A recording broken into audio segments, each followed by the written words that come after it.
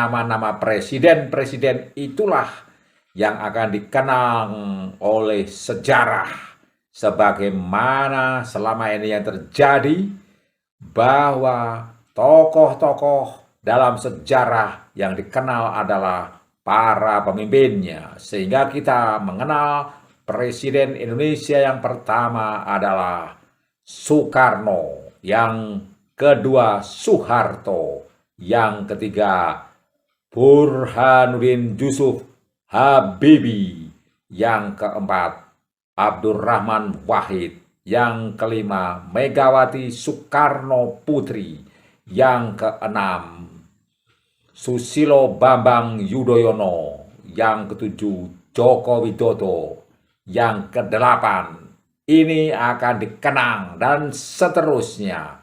Bukan tokoh-tokoh yang mengorbitkan mereka atau tokoh-tokoh yang berada di balik layar atas kemunculan mereka.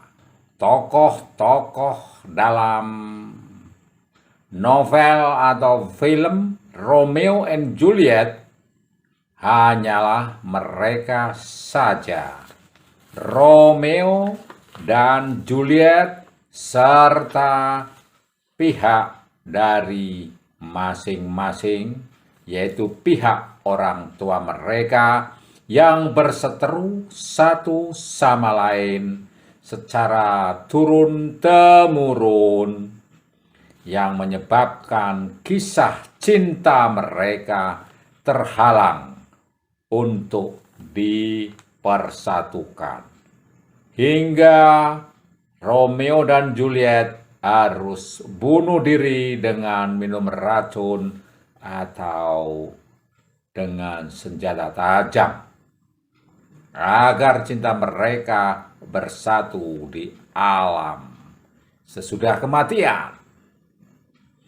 Itu yang kita kenal secara tradisional dari karya William Shakespeare, sastrawan klasik Inggris yang sangat terkenal itu. Namun dengan kehadiran film Rosalind menunjukkan bahwa ada tokoh lain di balik cinta mereka.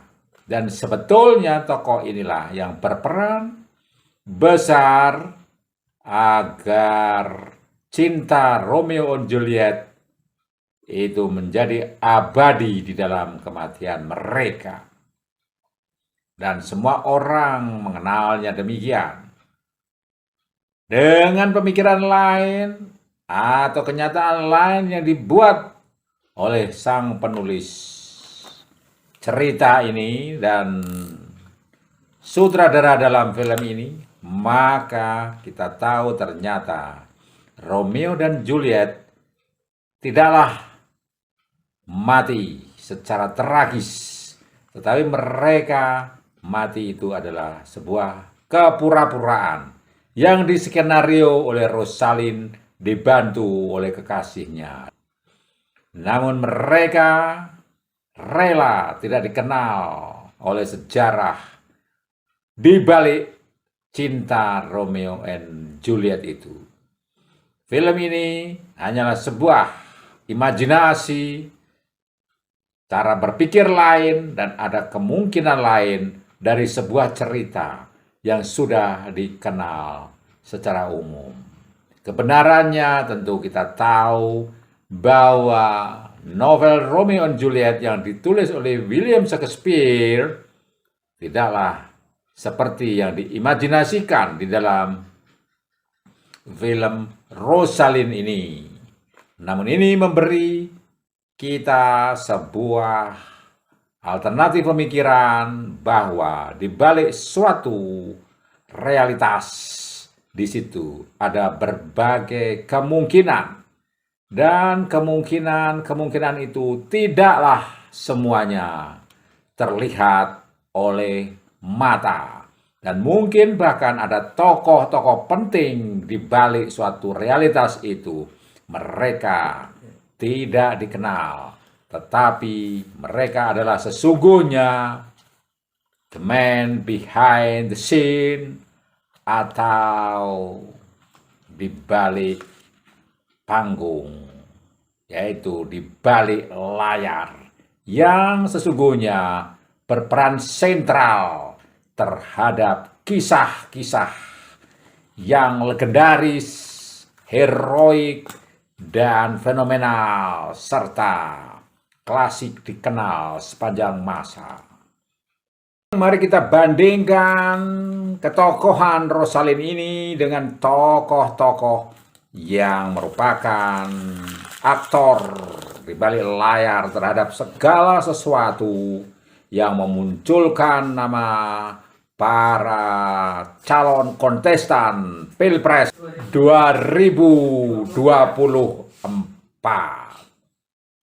Kita sudah tahu bagaimana seorang Anies Baswedan begitu meroket setinggi langit, dan sejauh ini sampai berbulan-bulan dia sudah keliling Indonesia untuk promosi. Yang dilakukannya belum ada tokoh lain yang menjadi kandidat calon presiden dari koalisi Indonesia Bersatu maupun dari PDI Perjuangan. Ini adalah sebuah fenomena yang sangat menarik. Bagaimana seorang mantan gubernur DKI Jakarta dapat melenggang kemana-mana dengan mempromosikan diri untuk menjadi calon presiden hingga akhirnya 3 partai minimal, yaitu Partai Nasional Demokrat, Partai Demokrat, dan Partai Keadilan Sejahtera positif akan mendukungnya sebagai calon presiden, yang membuatnya mempunyai kartu untuk menjadi capres dengan suara 20% dari keseluruhan pemilih yang akan memberikan suara. Kita sudah tahu bahwa sesungguhnya aktor di balik layar semua ini adalah Surya Paloh, Ketua Nasional Demokrat, yang mendukung Presiden Joko Widodo selama 2 periode untuk menjadi presiden dari seorang gubernur DKI Jakarta. Nah, kita juga tahu seluruhnya bahwa Surya Paloh inilah yang melakukan manuver untuk dapat menggolkan Anies Baswedan mendapatkan dukungan pertama dari Nasional Demokrat. Seluruh kader Nasional Demokrat, dan tentu ini akan berpengaruh kepada konstituen yang akan memilih mereka, karena ini adalah pemilihan presiden secara langsung. Nah, dia pula yang melakukan berbagai manuver untuk menghubungi partai-partai lain sesudah deklarasi Anies Baswedan oleh 3 partai tadi. Dia langsung menghubungi partai-partai dari koalisi lain, termasuk Erlangga Hartarto dari Partai Golkar dan Presiden Joko Widodo yang dikenal sebagai tokoh dari Partai Demokrasi Indonesia Perjuangan. Meski sejauh ini sampai siaran ini diudarakan belum bertemu dengan Ketua Umum Partai Demokrasi Indonesia Perjuangan, Megawati Soekarno Putri yang sampai sekarang masih ditunggu untuk menyatakan calon presiden dari PDIP. Dan kita sudah tahu semua langkah yang dilakukan oleh Surya Paloh ini membuat dia bersinar cemerlang, bintang di peta politik Indonesia pada awal tahun 2023 ini. Ini dapat dibandingkan dengan peran yang dilakukan oleh Rosalind ketika ia menyelamatkan cinta Romeo and Juliet dari halangan dari kedua orang tua masing-masing yang berseteru sejak lama. Dan sejarah tidak pernah mencatat nama Rosalind ini sampai muncul film Rosalind. Nah, apakah selanjutnya pada masa yang akan datang, sejarah juga akan mencatat nama Surya Paloh sebagai tokoh yang di balik layar atau secara terbuka mencalonkan Anies Baswedan ini? Ini adalah sebuah logika bahwa suatu saat nanti yang akan dikenal oleh sejarah kalau Anies Baswedan berhasil menjadi presiden, tentu yang dikenal adalah seorang presiden Indonesia yang ke-8.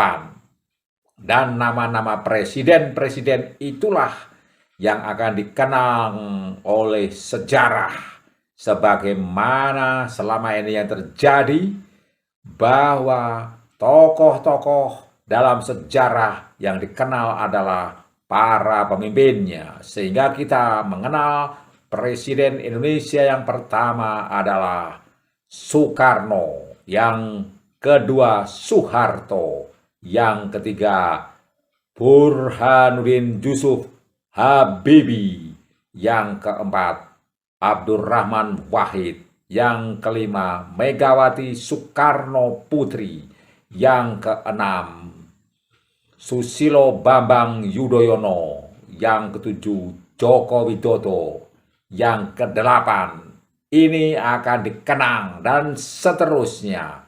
Bukan tokoh-tokoh yang mengorbitkan mereka atau tokoh-tokoh yang berada di balik layar atas kemunculan mereka. Nah, memang ini adalah sebuah realitas sejarah yang dikenang adalah para pemimpin puncaknya. Apakah Surya Paloh juga sudah siap untuk tidak dikenang sebagai orang di balik layar bila cita-citanya menggolkan Anies Baswedan sebagai calon presiden, menjadi presiden itu berhasil?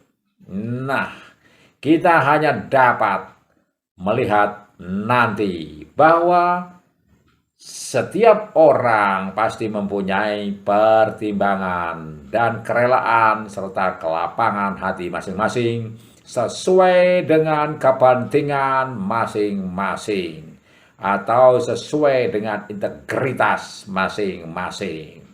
Seperti yang dikatakan oleh Rosalind kepada pacarnya yang membantu terselamatkannya cinta Romeo dan Juliet, dia bertanya kepada Dio, pacarnya itu, demikian, apakah engkau sudah siap bila suatu saat selanjutnya yang dikenang hanya cinta Romeo dan Juliet dan nama kita tidak ada?